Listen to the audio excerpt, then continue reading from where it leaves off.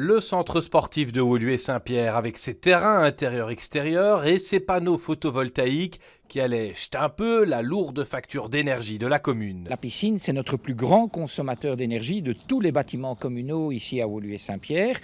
Et c'est la raison pour laquelle on a entamé des travaux de transformation, puisqu'aujourd'hui on change toute la ventilation de cette piscine olympique, qu'on a renouvelé la chaudière et on escompte une économie d'énergie de l'ordre de 30%. C'est vraiment très important pour les années futures. Car le budget des années futures s'annonce étriqué, les salaires du personnel, les dépenses pour les projets et les chantiers communaux, tout cela augmente plus vite que les recettes. Au niveau de l'impôt des personnes physiques, on se rend compte qu'on a une population vieillissante, donc il y a de moins en moins d'impôts sur les revenus, puisque ces gens ne travaillent plus, qu'on a aussi beaucoup de fonctionnaires européens qui ne sont pas soumis à l'IPP.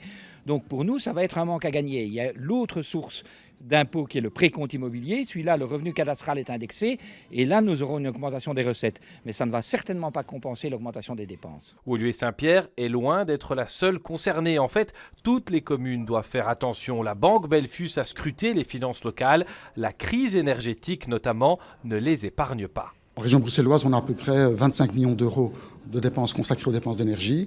Et ces dépenses devraient pratiquement doubler en cours d'année. Ça dépend du type de contrat, du type de commune.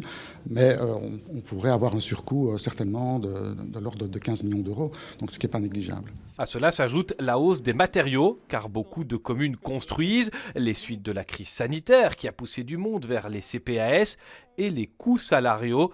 Nos communes sont des employeurs. D'une part, un accord de revalorisation de l'ensemble de la fonction publique locale à Bruxelles qui entre en vigueur principalement en 2022. Bon, il est subsidié en grande partie par la région, mais il y a une partie à financer par la commune aussi.